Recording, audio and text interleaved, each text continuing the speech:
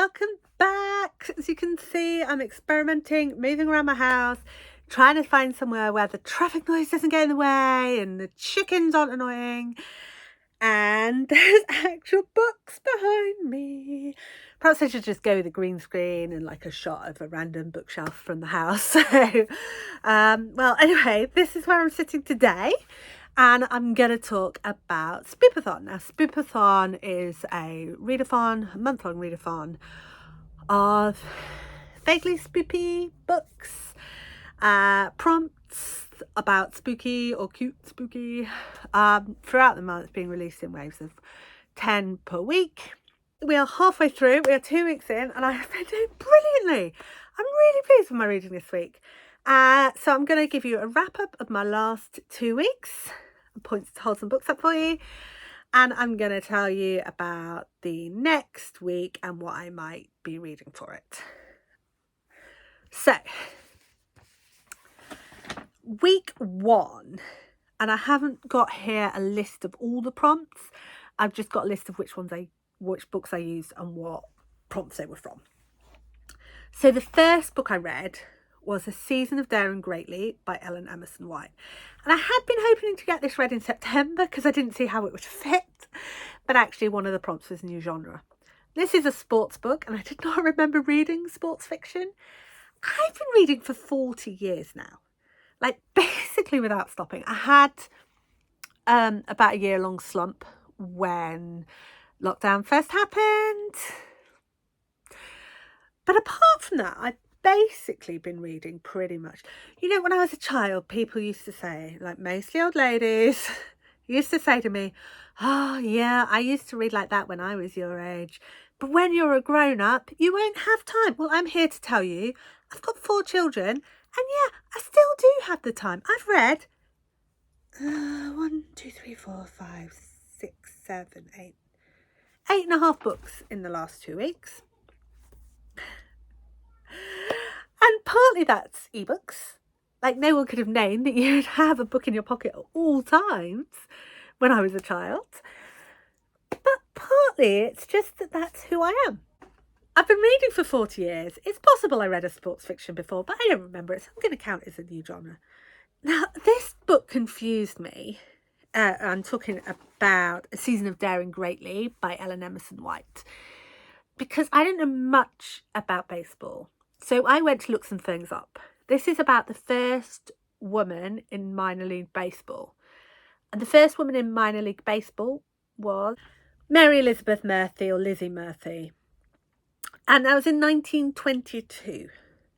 So I wasn't expecting a historical novel, but it's a contemporary. And I guess that women in sports are still facing the same prejudices and the same internalized misogyny that they were in the 20s. But that's just a minor note. This was a book about friendships, burgeoning friendships, complicated but affectionate relationships with family, about grieving for her father, about finding her place in a mostly masculine world. And it was really lovely. And I found the writing style deeply engaging. And yeah, I just gobbled it up. The next book I read was Halloween Party by Agatha Christie, and this is one of my favourites. It's a late 60s one, so if you're expecting that kind of TV land Agatha Christie where they all happen in the interwar period, it's not that. But I put it for the prompts reread, because I've read it many times, villainous and set at Halloween, because obviously it's in a Halloween party, but also it has one of the most cynical bad guys in Agatha Christie. So in this book, a child is bragging about having seen a murder in the preparations for the party, and then later on during the party, she turns up drowned in the apple bobbing. So far, so good, right? But then her brother gets killed. Like everyone's saying, she lies. She absolutely lies. She cannot believe a word she says. So she did not see a murder. And none of them seem to see a contradiction between, well, obviously she didn't see a murder, and yet she's turned up dead. Except for Poirot and the head teacher, who doesn't play a big part in the book, but she does have key pointers for Poirot. And yeah, it just goes on from there and there with more children turn up dead or missing. There's a whole subplot about why the murderer is doing this, and it is he's just nasty and yeah, cynical. So yeah, I love this, and if that sounds like your thing, I definitely would check this one out. And the other one I would check out if that sounds like your thing is Third Girl. So the next book I read is The Keeper of Night by Kylie Lee Baker, which had demons in. I predicted I'd really like it, and it was a debut by that author. And in this book, a half Japanese, half English woman gets kicked out of England, basically for being too Japanese. And she actually gets into 19th century Japan. So her parents have completely disowned her. Her brother will follow her anywhere. He absolutely, completely hero worships her. But she doesn't really appreciate that. So this is a book about them traveling around Japan, meeting yokai, defeating the demons in their soul, and learning to interact with each other better, learning to have better relationships, and learning to be better people. And I loved it, just like I thought I would. The next book I read was This Vicious Grace, which I have this beautiful yellow cover with little lemons on the sides. And one of the prompts was team colour, and my team is yellow, so I got to use this one, even though it's not normally yellow. My copy's yellow. My copy's very yellow. Vicious Grace by Emily Teda. It is a debut. It's demonic. It's in my team colour, and it's brilliant. It follows a character whose gift from the gods is meant to be amplifying other people's magic, but unfortunately she keeps killing them. She needs to work out how to control her gift before the demons show up, and she has to kill them all, or they'll kill her and everyone she loves. And actually, that's a really fascinating concept, right? But something about this cover just left me going, oh, it's a boring romance. It's not a boring romance. There's not a lot of romance in there. There is romance in there, but it's just beautiful. What was I saying? No idea what I'm talking about. Right, but it is lovely. The main character is lovely, although she is always beating up on herself. She gets a lovely friend who has his own issues in life, and she basically turns the people who are suspicious of her into a found family around her. I love found families. I love that kind of thing. This is for me, it was a very comfortable read, a very happy read, and I will look forward to the sequel, which may already be out actually, but I haven't got it. So yeah, there we go. The next book I read was Mark of the Demon by Diane Rowland. Now, I'd actually read one of her other books out of the library, which was Diary of a White Trash Zombie. Despite my reservations about the words white trash, which I feel... I'm ranting enough today. If you want that rant, comment down below and I'll put it in there another time. Despite my reservations about the title and the use of those words, I actually really like that book. So I thought I'd go with this one, especially as I was looking for demonic books for this prompt. And this is a urban fantasy police procedural about a woman who summons demons in her spare time and is also a cop. People start turning up dead, and it seems to be the work of a serial killer who had struck before but had been quiet for a few years. And she realises that it's because of something to do with the phases of the moon. It must be about a demon. And then there's shenanigans where the wrong demon turns up when she calls someone for more information, and it's a demon lord, and it's all hell breaks loose. All hell breaks loose. And then there's like a dishy FBI agent, and there's random sex. I'm not quite sure why there's random sex, but it does all seem to push the plot along. And yeah, it was a fun, fast-paced action. And if you like police procedurals, and you like demon hunters, and you like it when people get the kiss off, this one. Yep. Okay, so that was it for week 1. That's 5 books. I read 5 books in the first week, and I'm so pleased with that. I was a bit slow in the second week. In fact, it's Saturday today, so it's technically the third week, and I haven't finished one of my Wave 2 books. But that's because, well, I'll get into that. So the first book I read for week 2 was In the Grip of Winter by Colin Dann, which the prompts were under 200 pages, inhuman, possession, and criminal, and read in a day. So quite a lot of prompts for this teeny tiny book, which I happened to pick up because when the people around me were reading Colin Dann, I was reading something else. I can't even remember what I was reading. James Herriot, maybe, I don't know. But I never really got into Colin Dann as a teenager or sort of preteen, despite the fact that everyone around me was reading Colin Dann, and I wanted to give it a try. And it was really gripping, actually, hence me reading it in a day. So Inhuman is a bit of a stretch because they're all animals, but actually, you know, the permission is given to stretch the prompts.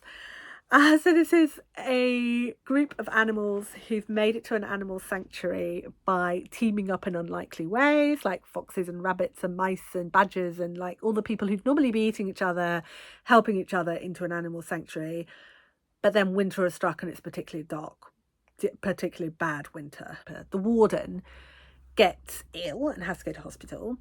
So the badger gets a broken leg and ends up in his house, in the warden's house, before the warden gets ill, and therefore knows more about the warden's house and livelihood. And then poachers turn up and the animals have to get rid of the poachers. And it's just lovely. It's really heartwarming. You know that most of them, it's hard. Not all of them do survive the winter. But you kind of get that feeling that most of them are going to survive the winter because they've pulled together as a team. And again, it's got that found family vibe. And it's just really well written. And middle grade books about animals. What's not to love? So the next book I read was Reprieve by James Han Matson, which was a library book and criminal. And I was disappointed. So in this book, you have several people who are in a full contact escape room situation. And then someone in the escape room dies and they have to work out who killed him and why. Also good so far, so good. But actually most of the book doesn't follow that. Most of the book follows them in their time beforehand, getting ready to go into the house, and a little bit afterwards. And it is, like, I wondered beforehand why it was often described as lit fic, and it is definitely lit fic, because those horror elements, those crime and mystery elements, they're actually quite a small percentage of the book, and most of the book is about working out where the people came from and how they got to it. Now, why I'm disappointed in this book, I was expecting it to be scary. It wasn't scary. It's about how, isn't it terrible how rich white men think that young black men from disadvantaged backgrounds aren't really people. Yeah, it is terrible. And the whole world around us is full of examples of this, which are terrifying. You know, and I look at them and it doesn't even matter that I'm a parent of a 23-year-old. That's a human being. And they matter. They're really important people. You know, it's a Doctor Who thing. I've never met anyone who isn't important. And we don't need to make up scenarios about how, wouldn't it be terrifying if rich white men were racist and built a whole system about being racist? Because, newsflash, we live in it. And it is terrifying. So I suppose in some ways, actually, that is pretty scary. But what's scary about this book is the casual dismissal of real life racism faced by real life people.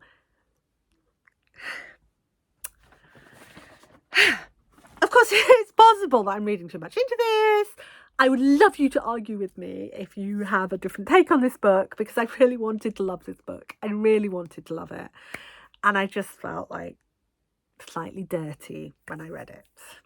I had a very long shower with the nice shower gel.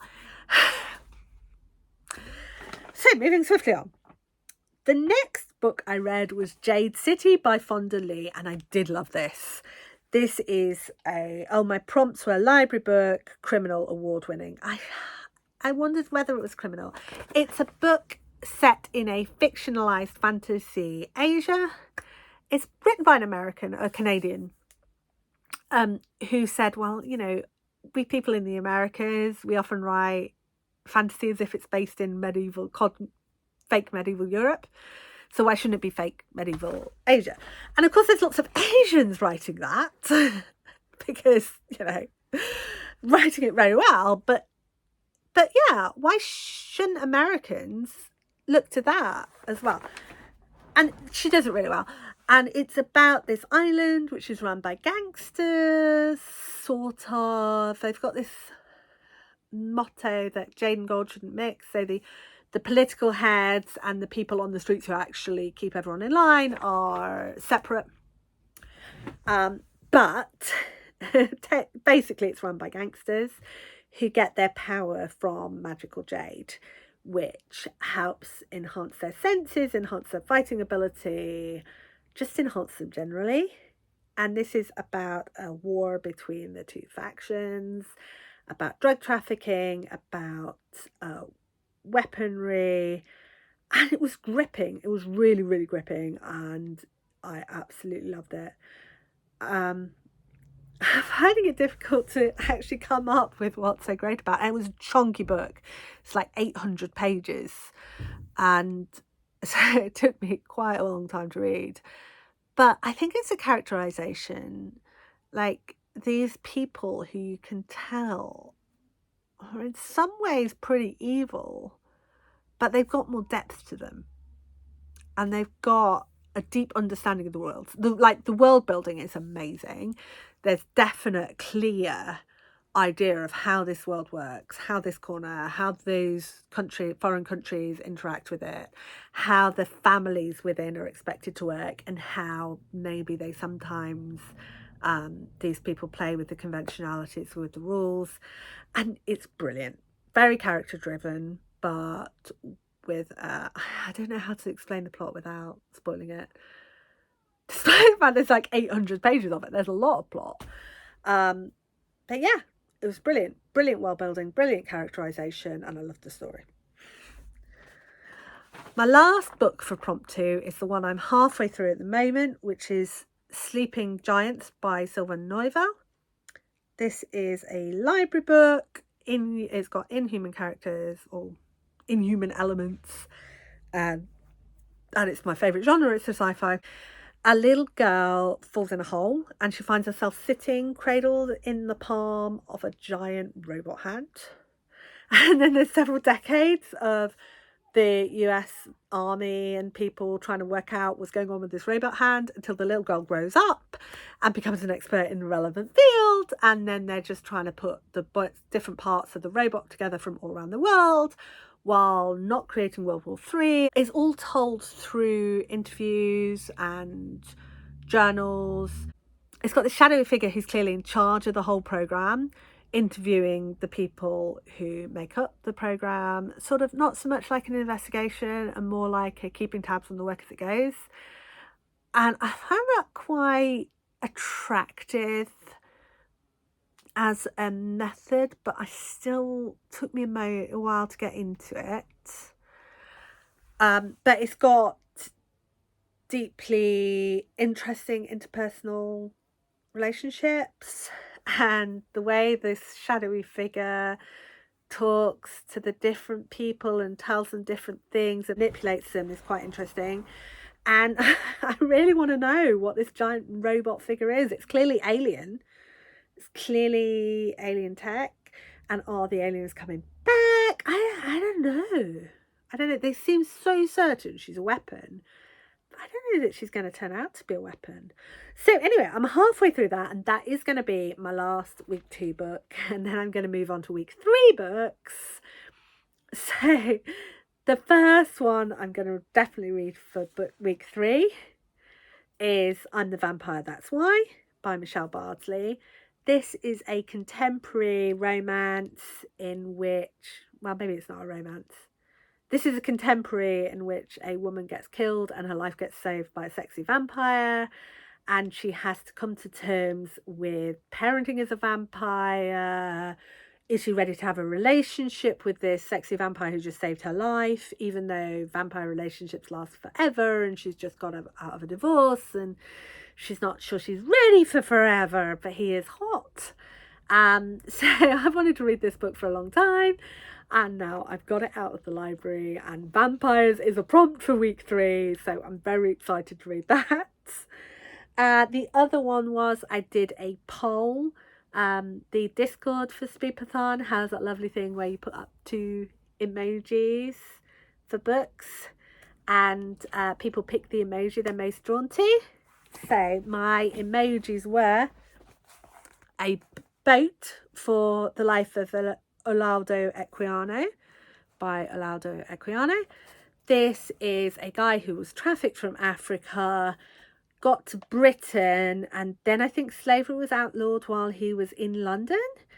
It was published first in 1789. The narrative describes Equiano's formidable journey from captivity to freedom and literacy.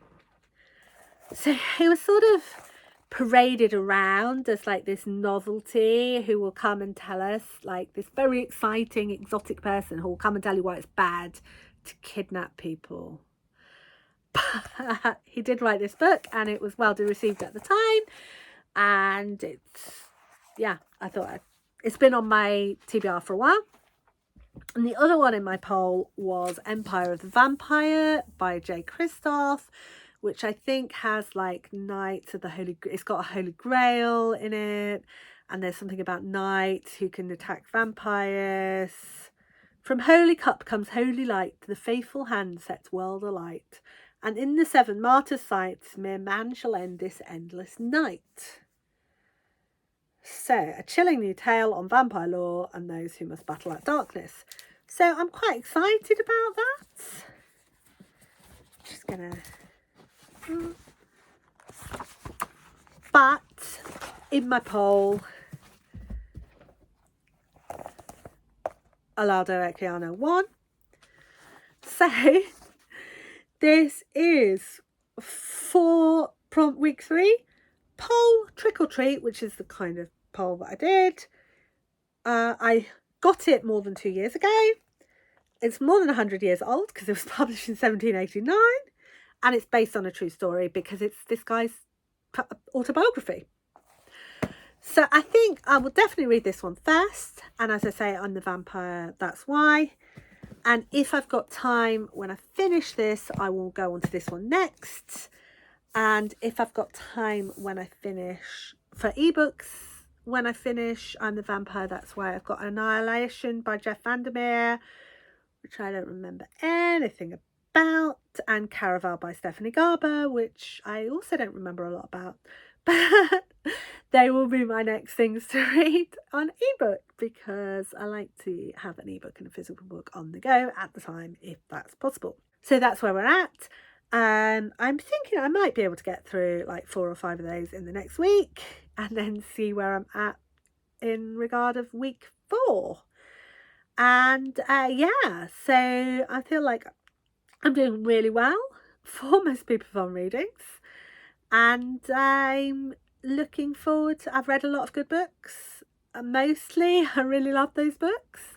I'm looking forward to these books, which I again expect to maybe not love but find it really interesting. And I will see you soon, probably next week with a fairy leak, hopefully.